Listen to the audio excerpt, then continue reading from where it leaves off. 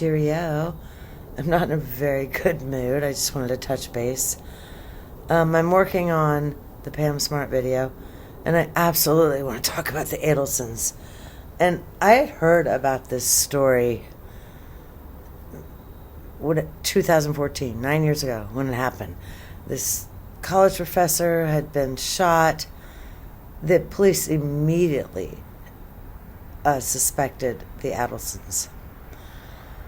I'm salty tonight, and I just want to tell you, I got home, we went to Top Golf tonight, and yes, I won. And I'm trying to give advice, and I finally said, shut up, Meredith. They're not golfers. Oh, and on a side note, my husband, has never hit a golf club in his entire life. And he was hitting it straight down the center. 100 yards, 75 yards. I mean, I think he's cheating on me and taking golf lessons. Anyway, I got home from Top Golf tonight, and I opened my YouTube. I play a little video game called Golf Clash, and I like to listen to Golf Tube. Oh my goodness. You'll find out in a moment while my brain's all scrambled. YouTube. While I play. So I got home tonight from the birthday party, which was fantabulous. I put on my YouTube, and the very first story was TWA Flight 800. Have you ever encountered death? My best friend and another very good girlfriend, a sorority sister. Actually, a sorority sister I didn't really like. I kind of tolerated her, but I almost feel badly for saying that now. We're on that flight, and I had a presentation at Merrill Lynch on Monday morning. So I wasn't taking that flight. I was flying Tuesday night. I think my flight left at 7:50 or something. The flight took off. And I do not remember. Maybe 10 o'clock or 10:30. I went up to bed and I turned on the television. And we still only had, 5 channels in that day. And every channel just had a picture of the ocean with lights on it. Well, flames and stuff. And I remember screaming to the first husband, hey, there's a plane crash. Well, I was always interested in planes because I worked at the airlines when I was in college. I absolutely loved it. This is not appropriate. But I sat on the ramp one time, or the runway, covered in foam because we had a J-31 coming in that his landing gear wouldn't go down, and they expected the plane to crash. Well, what was really wrong was the landing gear sensor wasn't lighting up. His gear was fine. But we still all sat there, and I absolutely expected this tiny little aircraft with 19 passengers, 2 pilots, to just smash into the ground, and it did not, thank God. But my best friend and the other girl, she was kind of a bimbo, and I really don't even know. Man, I don't even know why I said that. They were on the flight. That airplane, I think it hit about 3,500 feet or something, and the front part broke off.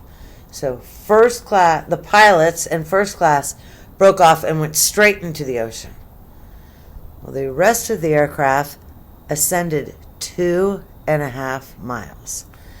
And the professionals say they were low enough. Remember, they were only about 3,500 feet. You do not lose oxygen until 10,000 feet. Those people knew exactly what was happening. They were looking at this great big black sky. I mean, oh my goodness, the cockpit is gone. And then they crashed into the ocean. Hopefully, hopefully, shock took over. And they went into a delirium, because that's what happens with shock. That's why people in shock don't feel pain. Not all, but your brain goes into a delirium, and your body does not recognize what's happening. And it really just ruined my stinking night. I have never told any of you guys about this. My other friends know it. When you go to bed this evening or whenever you watch this video, make sure you tell the people you love that you really love them. I hope my girlfriends did not understand what was happening. I believe we were in, it was either row 23 or 25, because I had originally we'd booked the 3 seats in the middle. And then my boss, the jerk who saved my life, said, no, I need you for this presentation Monday. You can go on Tuesday. George saved my life for the most part. You know, I don't like to be negative. I'm going to try to give a little high note there. George had turned into a vegetarian. You know, you have little office parties where you bring potlucks and stuff. Everybody brings something from home. Well, I make an incredible meatball. It's lamb, veal, and cow with spices, obviously, and they're incredible. And I had a cubicle, and I couldn't cook my meatballs in my cubicle, so I put them in my boss's office. My boss, the vegetarian. And around 11:15, his office door was closed.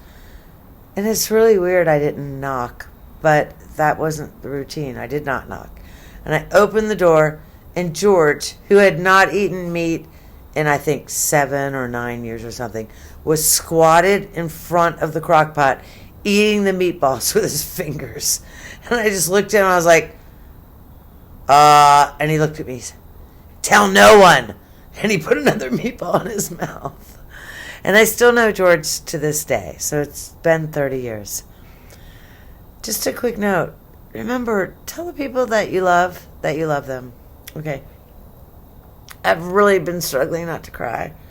I'm working on the Pam Smart video, and I'm only recently really interested in the Adelsons, so I will do a video on that. Maybe I'll change clothes and do another video this evening.